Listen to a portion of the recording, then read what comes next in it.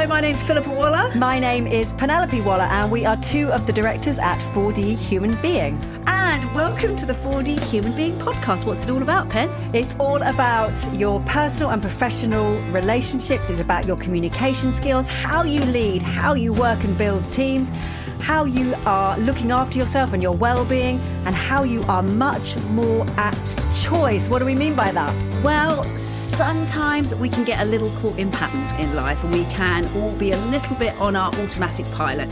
So 4D Human Being is all about helping us get back to choice and being a four-dimensional human being. And your fourth dimension, of course, is intention.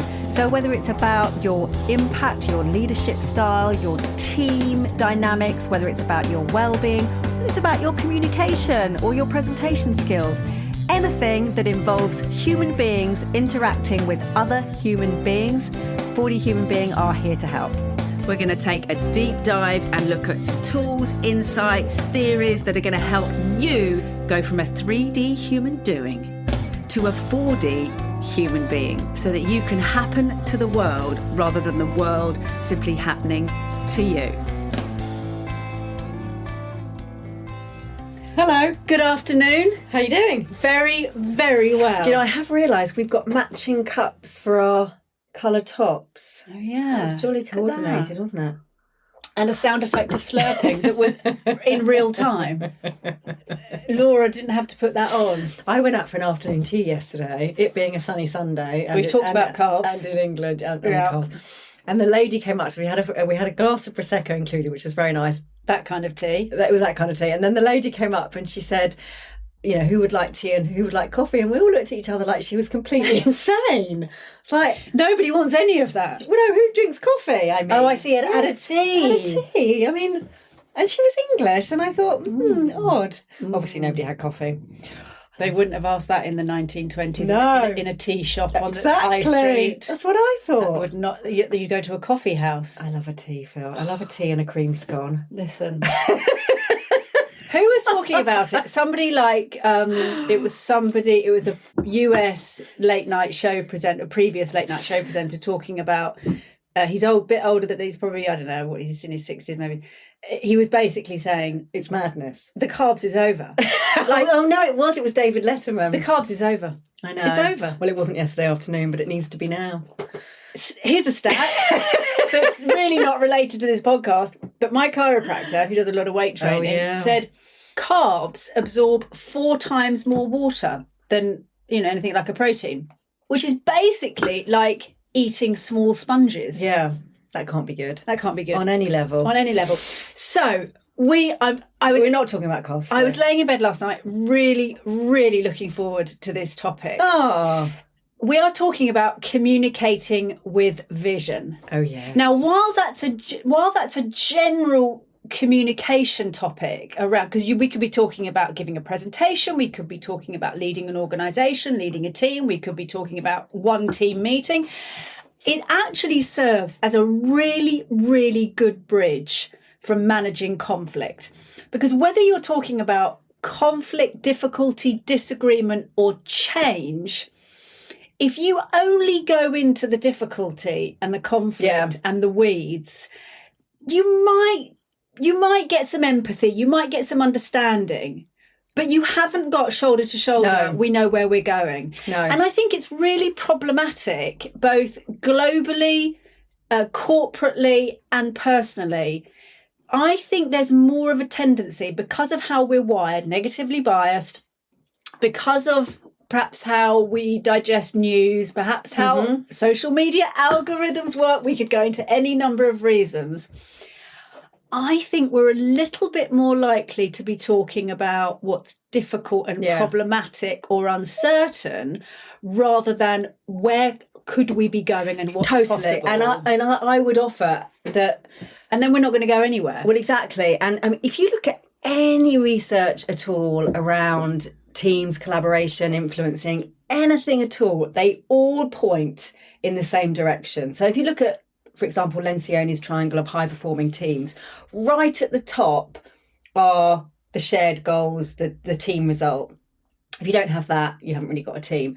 If you think about Robert Cialdini and his influencing model, number one, by a mile, is liking. And within liking, he puts compliments and appreciation and similarities, but he also puts shared projects, shared goals. So, you know, whether it's down your local sports club of an evening, or if it's an out of dramatic society, or it's a team at work, you've got a shared commitment and a shared goal.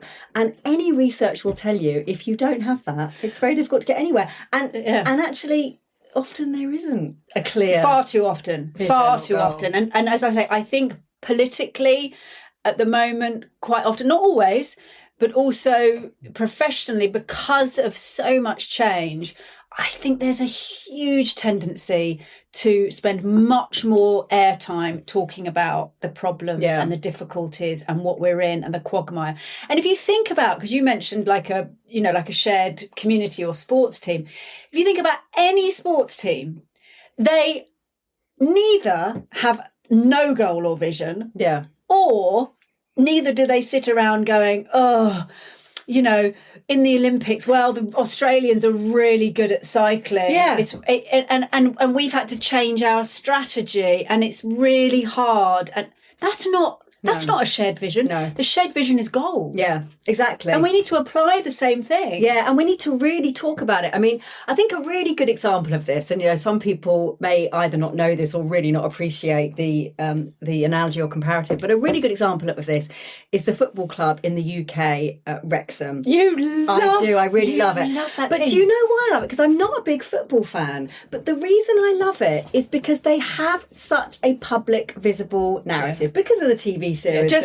For anybody who doesn't know, so this is a documentary on Netflix, partly or a lot because the club was taken over, was bought by Ryan Reynolds and Rob McElhenney, never say his name, and so they've got a lot of publicity. Of course, the documentary, but they really have gone up. They have been promoted. Yeah, nearly every season. Every single time in the last 3 years. Okay. And they're going to go into the championship next year, which is incredible. It's absolutely incredible.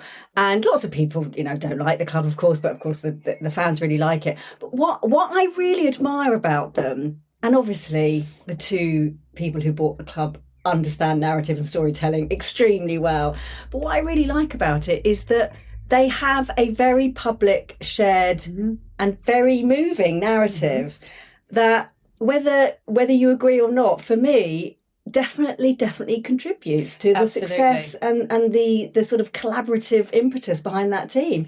It's so much more important, I think, than we think it is. You know who it makes me think of? I'm going to give a shout out to Dave Wilson, who has been a client of ours for many years and worked for one of our very large international clients. And we worked with Dave at the beginning of the pandemic. And one of the things that we integrated into the work that we did with him and his team was the moonshot. Yeah. Was the shoot for the moon.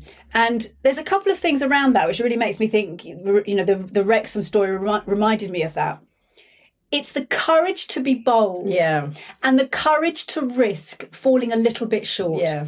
But if you shoot for the moon, and this is what Dave was so brilliant at, we had a really nice set of visuals where if you're shooting for that goal of however much money or however much kind of market share or however kind of a new product or whatever it is or some new innovation, if you're shooting for that, even if you fall short, you've done amazingly. That's right. And it's having the courage to risk that, rather than being lost in the quagmire. Yes, of the because otherwise we've got there's nothing to shoot for. And I remember seeing a documentary about a group of people who'd been hired by, I think I've talked about this before, a new Kentucky Fried Chicken, and there was an outlet in an area that was struggling with the job numbers, and so they had a huge number of applicants to work in this Kentucky Fried Chicken. And what it really demonstrated, this documentary, was that these people, when they came together with a shared goal of really making a success of this restaurant, other chicken shops are available, that when they hit their targets, and they were all new to this industry, it was a really new thing for them, they'd never done it before, so you watch them kind of grow in the roles, and when they hit their targets, the celebration was just so heartwarming. And it wasn't about, oh, we've made money for a chicken retailer. It was about the vision that we had. That wasn't a reality, we made it happen. And it's like I said to you and Emma on our team recently, I love a thing that wasn't a thing and is now a thing. Like, that is one of my favourite things in the whole world. It wasn't a thing. The creation of a thing. We imagined the thing that wasn't a thing. And then it became a thing. And then it became a thing. And I just, for me, that is one of the most joyous things. It's like falling in love.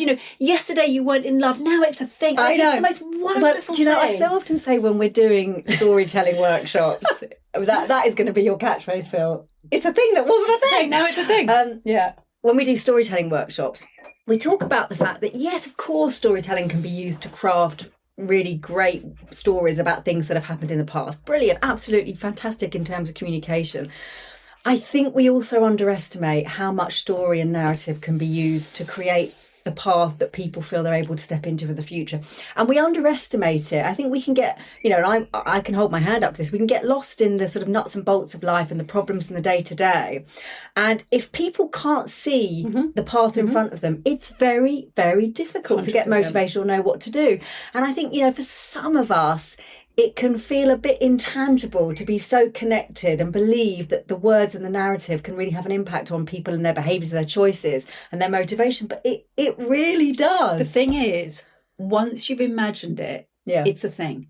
Yeah. And I talk about this a lot with clients in therapy, that when we feel incredibly stuck, and we'll stay stuck if it's tolerable, we might take a jump if it's just so intolerable. So you think, the burning platform, or I talk about boats a lot. So, you're on a boat in the middle of the ocean. It's a bit leaky, or it's burning a bit, but it's sort of tolerable. So you'll stay there. But this is all because you can't see another boat. We might jump without seeing another boat if it's burning so much that there's no option. But actually, we're much better off imagining that other boat. To step towards, because you're right. The reason that we talk about uncertainty a lot is because we dislike it so much. You start talking about a shared vision and what it could look like.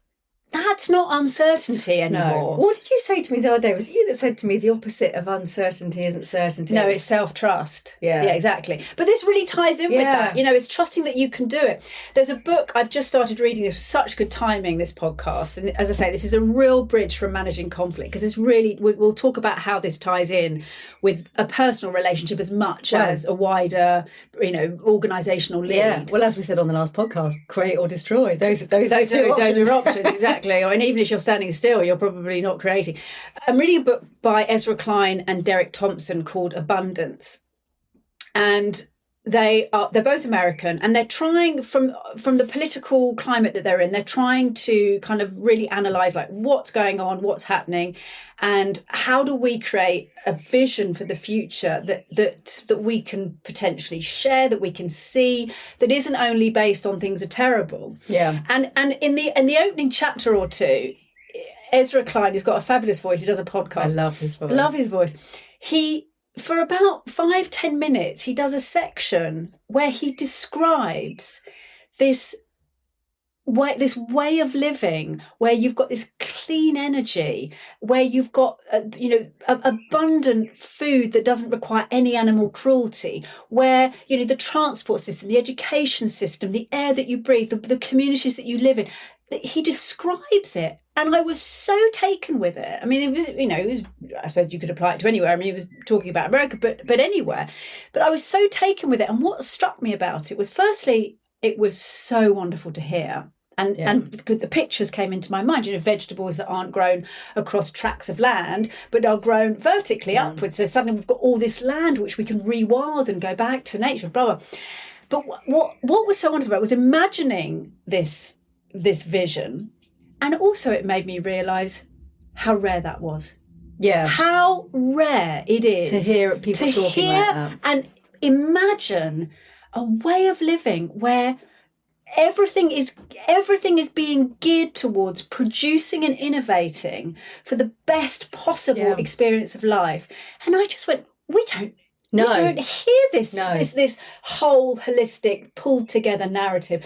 We just don't hear it. Well, we hear bits of it, maybe. Well, what's interesting about that, I mean, aside from the fact that we don't hear enough people speaking like that, which we'll come on to, but what's really interesting about this is that you have now got a visual in your head, and I bet you've got a particular visual, I've got a particular visual, that you've now got. Yeah. You've now got that visual. And we very often say to people when we're doing presentation skills, start with an attention grabber, and we very often say, use the phrase, can you imagine or picture, and then you describe something, and then they've got an image in their head, and that image will never leave them. They'll always have that image, and it feels real. It's a thing. It's a thing in your head. It's like it takes. I always think of theatre, and I love lots of theatre. Some theatres, is better than others, but I particularly love that kind of the scale, the theatre that has scale, and musicals and kind of ballet. And I've been on stage, and still I can sit in the audience and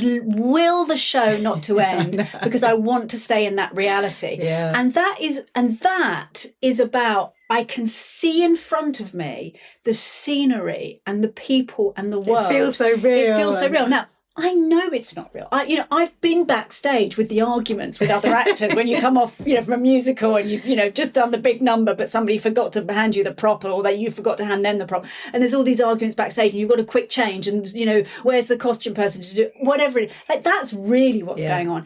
But even knowing that, my disbelief is my belief is completely suspended, and I believe that reality, and that's how powerful painting a scene is. Well, it goes back to the fact that about 95% of the time your brain is in that kind of system one of this is what you're presenting. It's not sort of fully intentional and awake, and that's how we operate a lot of the time. And so in those states, your brain doesn't really know the difference between what is a picture or a description and what is a reality. And we talk about this a lot in terms of communication skills and how we're influencing other people.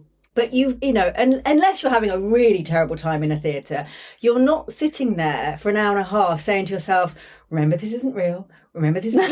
You're just in it. You're just in that slightly subconscious brain state where you're just lost in it, and your brain doesn't know the difference. Then why are we still absorbing story? Yeah, so much. Yeah, I mean, books, film, theatre, each other. I mean, even if we think about social media, love it or loathe it, it's still about that reality, that visual and audio reality that we are constantly being pulled into. Yeah. I mean, we are absolutely wired for it, and it is crazy if you are not using this at work.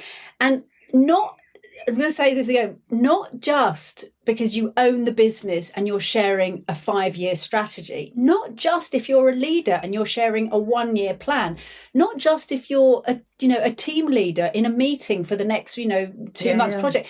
Literally, if you're standing at the coffee machine or even online with a colleague and they're having a moan, which fair enough, we're all human, we need to vent our emotions, but if they're really feeling negative and playing down what's happening and complaining about the uncertainty or the difficulty or somebody, you have a choice in that moment to go along with that, or to offer them a shared vision of what might be possible. I really hear you. That's really tough.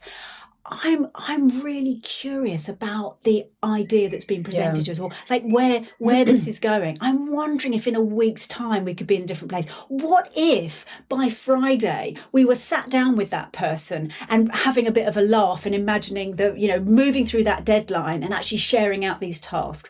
What if we went for a walk in the park with them and build the visions, even in those personal situations, or somebody that you're having a conflict with, where it's all about the argument or the responsibility, or they didn't. Sit down and put in front of you on a piece of paper, or draw it, or together imagine it. Where do we want to go here? It's also giving what would we love? It's also giving yourself permission to do that, isn't it? It's if we're talking about whether it's personal brand or storytelling, I often use the phrase, break down the walls of the office or the work environment that you're in, because very often when we're talking about our work and what we would like, we can keep it quite small based on what we think is possible or what we think our role is or what we feel permitted that we can talk about. But if we think about really inspiring speeches, like you say before, it doesn't necessarily mean that we will achieve 100% of that vision, but really impressive storytelling and vision and really sort of motivating speeches, they tend to break down the walls.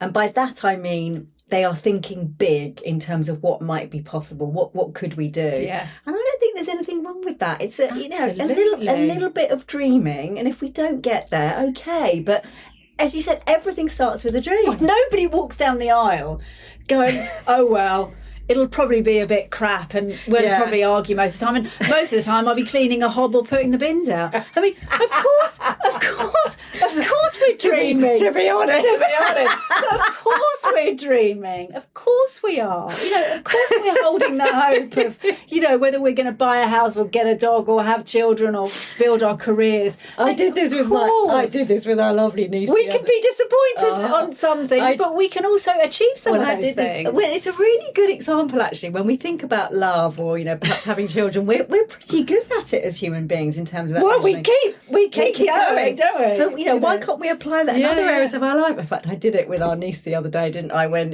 she's 2 weeks away from being due to have a baby, and I said something like, oh, get a lot of sleep, you're going to be really tired. But of course, that's not really how we speak to people who are stepping into something so exciting and amazing. We're saying it's an adventure, it's exciting, exactly. It's wonderful. And which is also true. Yeah, exactly. It is both also are true. Both are absolutely true. Of course there's going to be challenges. I mean, and that's true in the workplace. It's true in the workplace, exactly. I mean, if we look back at whether we're thinking about 4D or our lives, I mean, I'll share with you, yesterday on my phone, up popped a photo that said 11 years ago today, and it was Tom in the airport in Kefalonia. Gosh. And of course he died in 2016. This is a previous partner of mine, and as it came up I kind of thought, wow, time really does move on, things really do change, and I don't look at that now and think, oh God, life has just been an endless,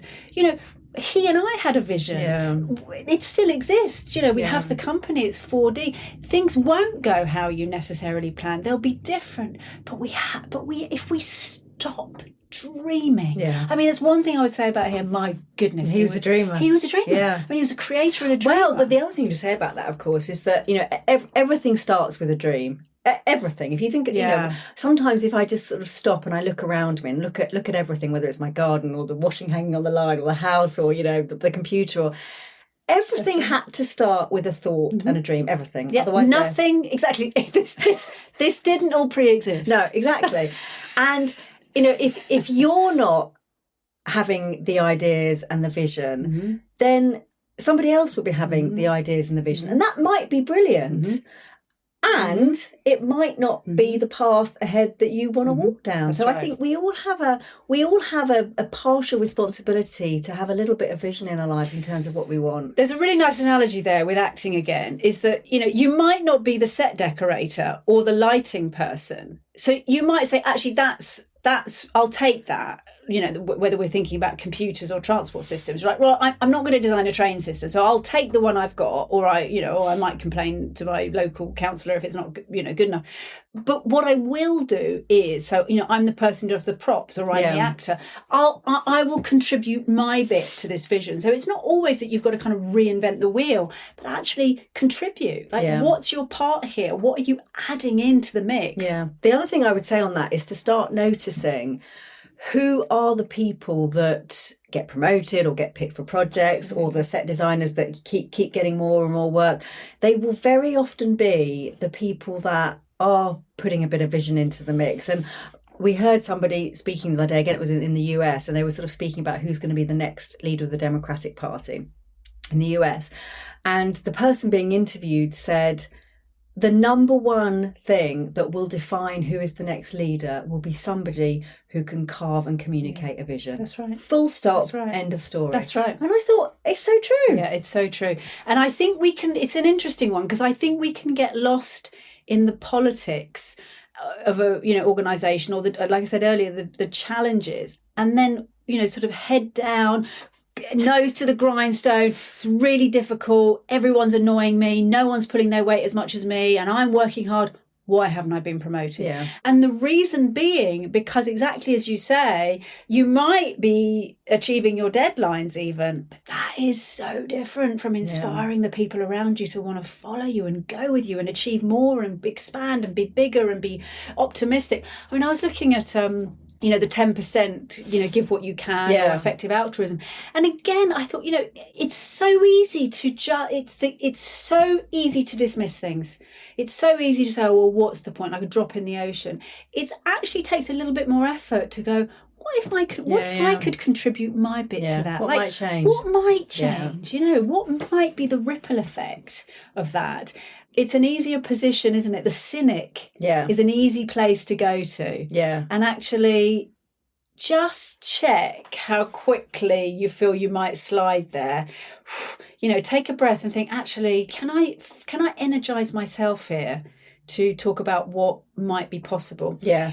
So whether you're leading a team, whether you're in an interview situation, whether you're thinking about your ambition and your career, or whether you're, as Philip said, standing at the coffee machine with your colleagues, there are so many opportunities to bring a bit of vision into your life, into the workplace. I mean, even in families, I think it's really nice to have a bit of vision about what's possible. Well, even if you're talking about a summer holiday, if just notice if you're like, if there's this is a good example. If there's disagreements, don't mention the cat. Don't mention the cat. I might mention the cat. But this is a good example. It's a good example that if you've got disagreements about where you all want to go on holiday, for example, or it might be with friends, if you don't have a immediate family, and you can roll your eyes at that, throw your arms up in the air and say, forget it. Yeah. There's no point. No one can agree. Or you can step into that and actually, why not? All pitch your ideas. Yeah. Or what's the whole new idea? What's the melding of the beach holiday and the adventure holiday? What's the new innovation on that? What happens if you imagine that group and everyone's like, oh, I want to do this, I want to do that, or there'll be no Wi-Fi, whatever it is. What would change if rather than, huffing and puffing, you offered up, what if? Well, what if it looked like this, and showed some photos like you send me on like Instagram of these amazing places? I'm like, yes, China. I want to do that. Amazing, exactly. Well, I did. I offered up a what if, didn't I, to my youngest daughter this summer, which was in a crazy moment, and she said, "Now that's a thing." She said, that wasn't a thing, and now it is a thing. She has a cat at her dad's house in Italy, and she said, I want to bring the cat over to England. Now, bearing in mind that I'm not a huge fan of cats, and I have a dog, and who doesn't like cats? Who doesn't like cats? And it's not easy actually transporting a cat across Europe, particularly outside of the continental Europe into the UK. Anyway, I sort of said, you'll bring the cat over here, and then I just sort of placed it there, and it's sort of expanded. Ballooned. It's ballooned into this whole road trip adventure with a cat. It's cat on tour, isn't it? I think my daughter is so excited. I think you should document it. I think you should take photos and video along the way. I've never travelled with a cat. Yeah. I imagine this cat racing around the car. I know, in a confined space. Scratching the roof. Because at one point I was thinking, I could go with you, we could take the dogs. And then I stopped at that point. I was like, what am I thinking? A tiny confined space for thousands of miles with two dogs and a cat. Anyway, we could document it. I do look forward to that, though. I think let's shoot for the moon. Let's shoot for the moon. But now, I haven't done it yet, to be fair, but because I've been visioning it so much, it feels really easy now. Yeah. Well, I'll get back to you on that. I'm really looking forward to that one. But that is a very good example of that started from a difficulty. That started from, how can your youngest daughter leave her cat? What are we going to do? How are we going to get that cat looked after enough, or if people are away? And then it increment by increment. And let's be honest, you did not start. You were not starting from a place of no problem, I'll bring the cat. You were starting from a place of this is a problem. I don't think we can have the cat. But incrementally, you have created a shared vision, and now it's a thing. I have got to share this vision. We with are my definitely, we are definitely doing a follow-up podcast on cat road trip. Okay. So have a vision. Some visions are going to work better than others, Okay, so how can you bring more communicating with vision to your everyday life? Well, firstly, you need to take some time, because if we don't take a bit of time to dream up or to actually almost shift gear, then we will either just carry on as we are, because nothing's going to change. But also the other thing about time, I've really been thinking about this, is if you're in uncertainty, if you're in a bit of conflict, a bit of difficulty, the emotional self that might have taken over may well not be the emotional self of inspiration, joy and possibility. It's probably the emotional self of anxiety, challenge, difficulty, irritation. So if we don't take time to stop and recognise that and say, okay, I think I'm caught in a bit of a spiral here, a bit of a loop. I need to take a bit of time, and literally it feels to me like almost shifting gear. So I'm just going to park that, because I've been stuck in that reality. I'm going to park that. What do we really want here? What would I really love for this relationship or this project? Like, what if I pitch forward to 1 month, 6 months, a year, what would I love? And that I am going to pretty much guarantee, unless it's a really, really kind of, the kind of situation that you've got to make a break, or even then, the vision is going to be freedom. That is going to be a very different vision from blaming, having a go, 100%, getting your weapons ready to make sure you win the argument. Suddenly, you're going to be asking questions like, what do we both really, what would we love here? What might be possible? And this question, which I was thinking about last night, which I absolutely loved. How can we take care of each other? How can we take care of each other over the coming months? Nice. I mean, imagine if you asked someone that who's irritated with you or struggling, and you said, that might not be your first question, but they'd be very discombobulated. They would be really discombobulated, because you're not even saying, how are you going to take care of me? You're saying, how would we love to take care of each other through that? That is going to be such a gear shift for them. I'm going to build on this. And push everyone into, what do we really want this to look like? I'm going to build on this with something you just said about, those photos that pop up on our phones and say 10 years ago today, or whatever it might be. And do you know what I don't think we perhaps some of us do enough, is recognising how far we've come. Oh, absolutely. And, there's lots of sort of science and stats out there to suggest that our brains are not very good at predicting the future. And by that I mean our brains tend to assume that despite the amount of change that's happened in the past, that amount of change won't happen in the same period in the future. That's not how our brains work. So sometimes if we stop and go, right, where was I 5 years ago? Where was I 10 years ago? We've got the past, we've got the present, and then we might be in a better position to envisage or talk about, well, if that was possible, what might be possible in the next period? I love that, Pen. I absolutely love that. And not only that, to even be more granular, that where have I come to internally, subjectively, my own personal development, and where have I come to in terms of the life I've built, or the career I've built, or the personal life. Well, who doesn't I don't recognise myself exactly, because you think you're going to be the same as you are now, and it's because it's both. You can look at your house and go, oh wow, I did that. But you can also, if you look internally and go, I am much better at dealing with stress now. Like that, God, that's better. That's so. And then if you pitch ahead, you're like, I'm going to be like some kind of guru on a beanbag. Exactly. We could almost do it mathematically. You could almost think about your life in terms of, I don't know, your career success, or whether you were doing what you wanted, or how emotionally regulated you were. Give it a number in the past, give it a number in the present, and then if you got the same score again over the same period going forward, wow, where could you be? And actually, on that, before we finish our list of things you can do to communicate the vision, when people ask, "Oh, how are you?" or "What are you up to?" you always have the choice not to talk about, "Well, I put the bins out today." You could talk about, what I'm really excited about. Do you know what I've been thinking about? I've really been thinking about where I want to be in. I mean, your garden is an absolute tribute to this. It's incredible, and you would not call yourself a gardener. I really wouldn't. And it's so beautiful. And you just decided a year or two ago that you were going to redo it and have that vision, and it's so lovely.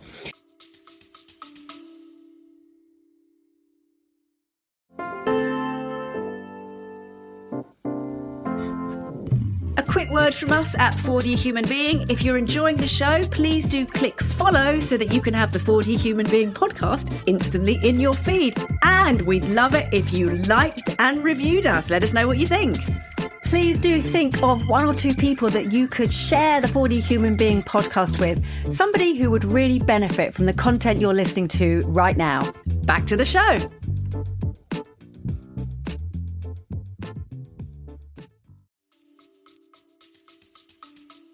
Yeah. So anything's possible. Listen, I've kept the plants alive. Exactly, even with a dog.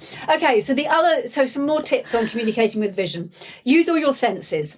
Really nice way to bring vision to life for people is to really think about what it's going to look like, feel like. But also smell like. That's our strongest sense. Yeah, it's our strongest sense, exactly. Smell. And when you describe these things, or what it's going to sound like, this office is going to be buzzing with people with ideas. We're all going to be, chatting away. It's going to be a really exciting space with, full of people. It's going to feel like the place that everybody wants to be. Well, that's already, or it's it's going to be really colourful, whatever it might be. That's how I'm going to go away and talk about it. Yes, how you're going to go away and talk about it. But also your brain is now, all of your olfactory, your motor cortex, all of your sensory they've all lit up because of the language and the imagery that I've used. So use your senses to communicate. From a 4D perspective, of course, we would also say use your 4 dimensions. So how are people going to feel physically, emotionally, intellectually, intentionally in the context of the 2 contexts, relationship and environment? So you could really easily talk about a project or an organisation from the physical perspective. We're all going to feel really energised and kind of, we're going to step in. We're going to step in and we're going to feel really connected and much brighter and more positive.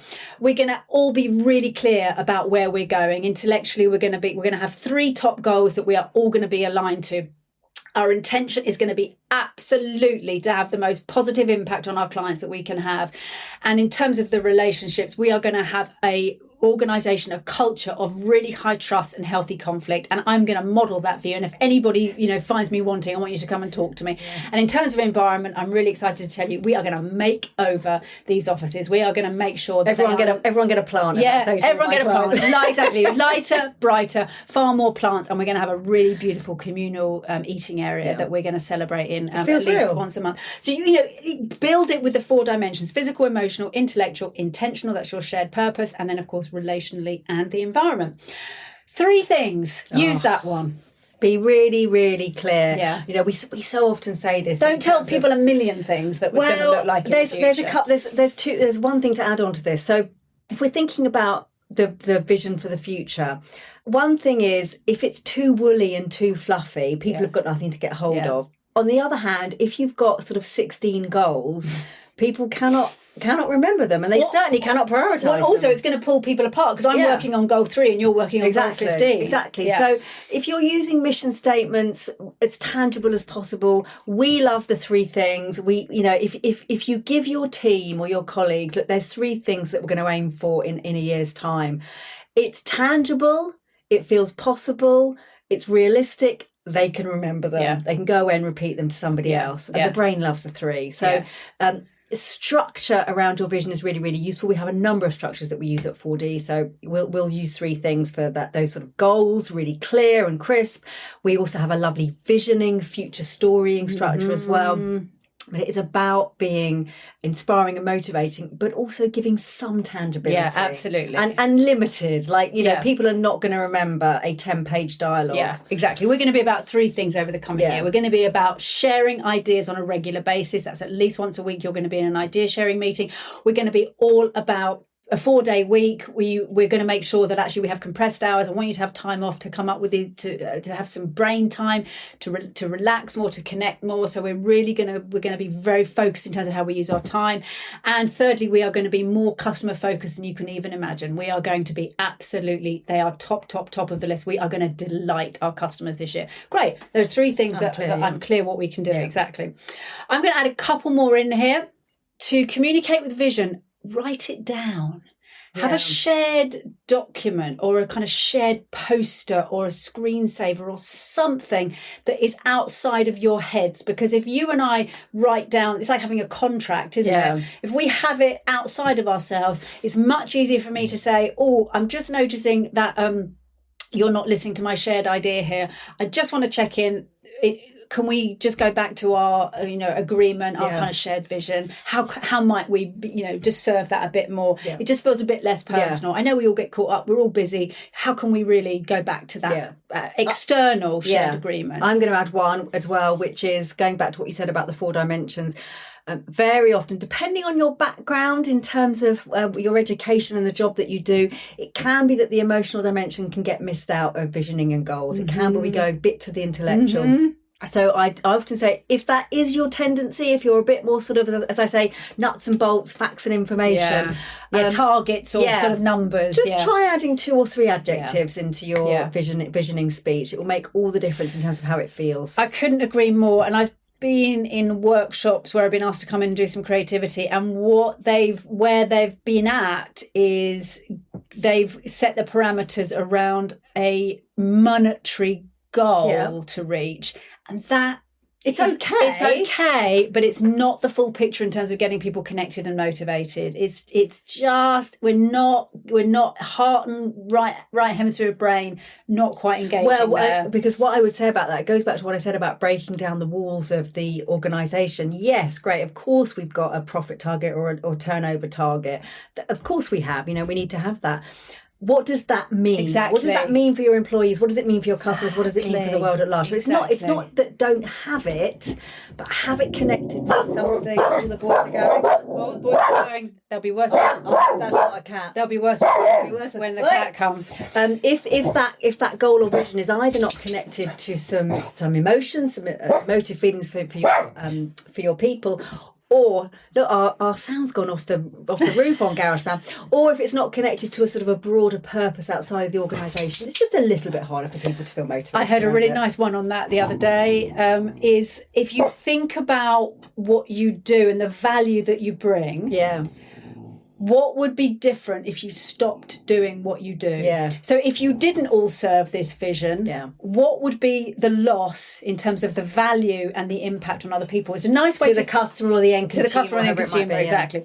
And my final one is rinse and repeat. Oh, yes. So re-refer. Like, don't just say it once. Because that's not sticky. We want this message to be repeated and repeat it and repeat it again. I think a lot of politicians could learn this. And, I very often say, actually... stop adding more to the list. Yeah, because... And you think, well, I've said that. No.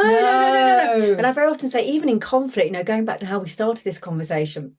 If you're in a sort of slightly difficult discussion with somebody, of course you can get pulled off down a path and you end up just sort of saying different things to justify or explain. You got to stick your stake in the ground with your sentence or your 3 things and just hold firm.